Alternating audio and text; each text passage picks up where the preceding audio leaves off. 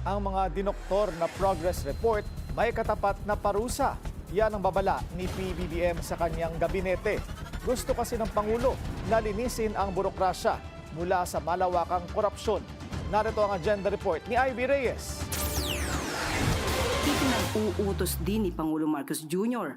ang pagmomonitor sa mga ahensya at kanilang mga proyekto kada 2 linggo para matiyak ang progreso nito. Huwag ninyong subukang magbigay ng maling report. Bawal ang pinapogi o dinoktor na progress report. Ito ang babala ni PBBM sa kanyang gabinete kaugnay ng kautusan niya para sa close monitoring ng mga proyekto ng administrasyon. Wala naman daw pinatatamaan ng Pangulo dahil address sa lahat ng opisyal ang pahayag na ito. Pero ano nga ba ang kahihinatnan ng mga magpapasa ng false reports? Depende mo yan.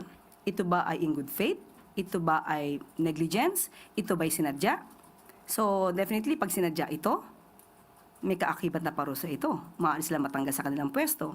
Kung negligent naman, ganun din po ang mangyayari. Dahil bilang isang public servant, walang puwang na tayo ay maging negligent. Hanggat maaari, pagbutihin ang trabaho para sa bayan. Ayon sa palasyo, ang clean-up drive sa loob ng pamahalaan ay hindi lamang para tumaas ang investor confidence sa harap ng mabagal na ekonomiya, pero para manumbalik din ang tiwala ng mga Pilipino sa administrasyon.